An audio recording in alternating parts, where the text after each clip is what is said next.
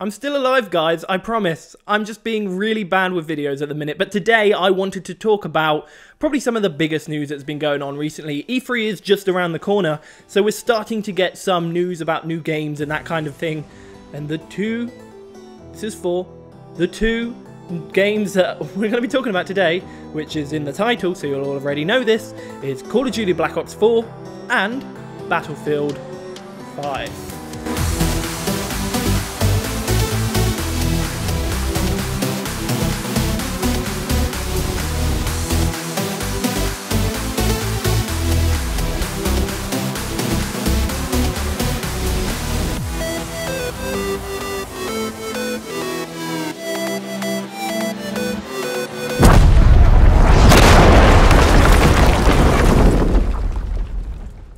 Now, this is going to be the age-old debate of which is better, COD versus Battlefield, and I have always been on the side of Battlefield.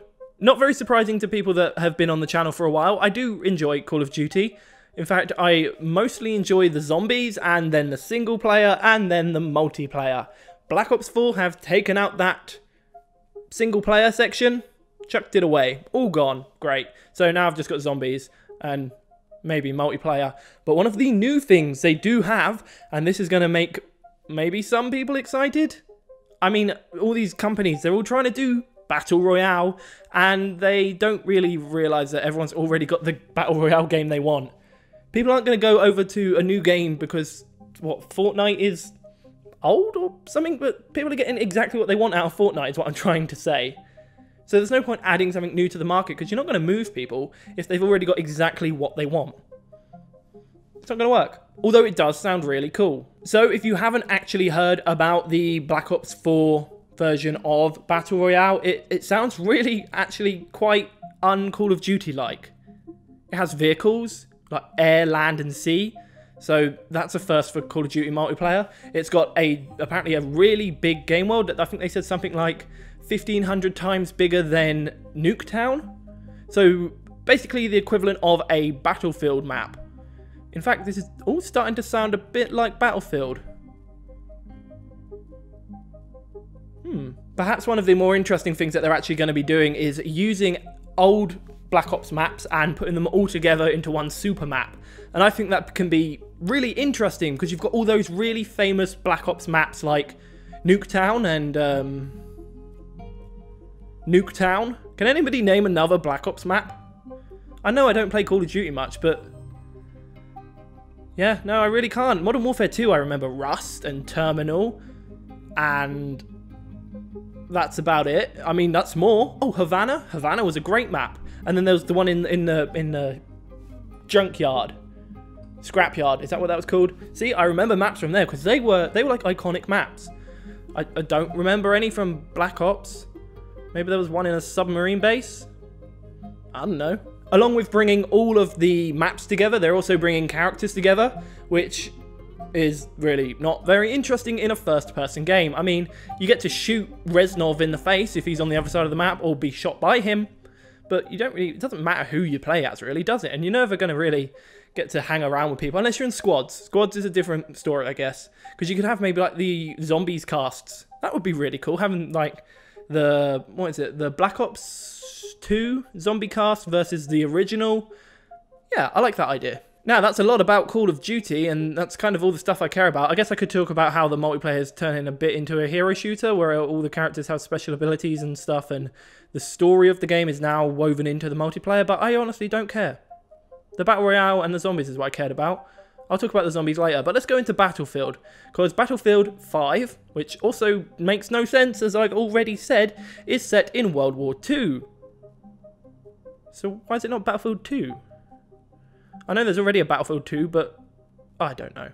Don't particularly know all that much. There is some kind of Battle Royale mode in it. It's not overtly a Battle Royale mode, but it is a one life, and that's all you've got kind of mode. But because it's Battlefield, you obviously have like a team of medics and all that kind of stuff to kind of help you keep going. They've mentioned there is some kind of building. People are comparing it to Fortnite. It's going to be nothing like Fortnite. They just basically talked about being able to fortify buildings, put down sandbags, so it's going to be pretty minimal, I guess. It's going to be one of them gimmicks like the Levolution, What I really want to see from a Battlefield game is a return to the insane destruction from like Bad Company. That would be amazing. And what's the point of fortifying a building when what we really want is for the entire building to come crumbling down on top of us? I don't want to fortify, I want to destroy. That's what Battlefield's good for. Apart from that, I'm not sure I actually know anything else of interest. I mean, it's got World War II stuff, so planes are back. There'll still be no helicopters. I really enjoy helicopters from the modern games, so I missed them in World War I, Battlefield 1, you know what I mean. Apparently, some people were getting a bit up in arms about the female inclusion, and I mean, I understand it from some perspectives if people care about historical accuracy, but this is also a game where you'll be able to, no doubt, fly a Spitfire, jump out of it in midair, fire some kind of RPG, which I don't even know if they had. They did have them back then. They did, I remember them.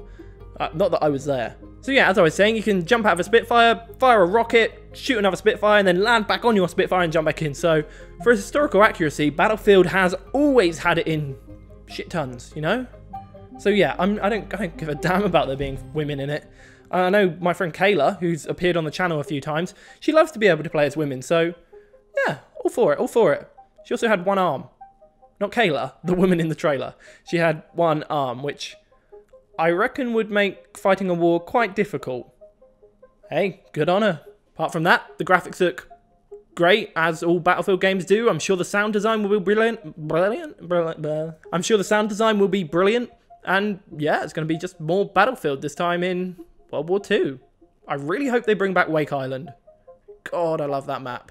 Oh, and most importantly, no pay to win. So there's going to be no loot boxes, apparently. But they did say there's going to be two currencies. One is a premium currency, so you can buy that. And the second is something they're calling a grinding currency. Am I the only one that's seeing a problem with that? I mean, EA fully came out and just said you're going to have to grind or pay. They win one moment and then they destroy it the next. Some people. Now, back onto something a little more interesting. The zombies in Call of Duty Black Ops 4. Probably the only thing I'm going to be going and getting the game for. Honestly, it's my most enjoyed element of the Call of Duty games. I liked it in World War II. That was pretty good. I might actually get the Season Pass just because I want to play more zombies maps. God, I go off on a lot of tangents. The zombies in Black Ops 4 are kind of amping it up because obviously there's no single player campaign. They're kind of making up for that in other places. They're making the multiplayer have some kind of story. And it seems like they're making the zombies actually more substantial. So whereas with most of the Call of Duty games, they've been bunging one zombies map in and then making you pay for the rest. They never used to do that. You used to get like Kino de Toten on Black Ops, the original, wasn't it? Yeah. And then you could also unlock a bonus map, which was 5. And then after that, they sold them. And there was always at least more than one. But I think in World War II... there was 2 maps, but the second one was just kind of a reworking of a previous mission. I guess there are 2 maps. Okay, I'm going to stop complaining. Anyway, in Black Ops 4, there are 3 confirmed maps. I'm not sure if there's going to be any more. Obviously, there will with DLC, but for launch, there's going to be 3. And these aren't just maps. So there's this whole new storyline, which seems to be this time-traveling adventure with these new characters.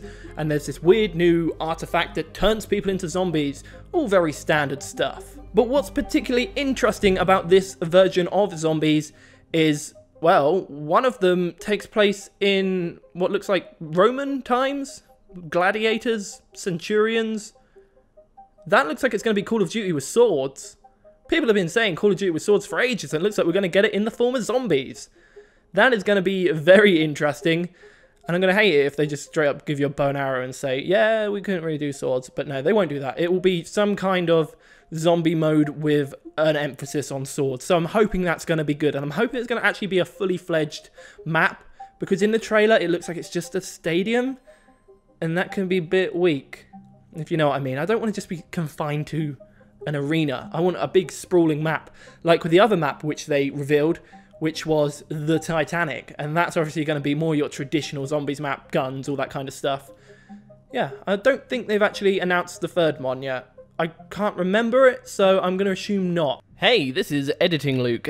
Turns out that since I made this video, they've actually revealed the 3rd zombies map, and it's a Mob of the Dead remaster called Blood of the Dead. If you don't know what that was the Alcatraz map, which is pretty damn cool. So, yeah, those are some of my thoughts on Call of Duty Black Ops 4 versus Battlefield 5. I mean, they're not very articulate thoughts, but they are definitely thoughts. And I would like to hear yours in the comments below. This has been a different kind of video, but I'm going to kind of experiment with more content like this because I just want to make stuff I enjoy. And I enjoyed this. And I hope you did. See you next time, guys. His name is Luke and he's more than your average gamer. No ordinary let's player. Know about Easter eggs much better.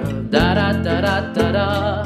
His name is Luke, aka TheRoyalGorilla. Even bigger than the giant Godzilla. Follow him in every game he goes. Da da da.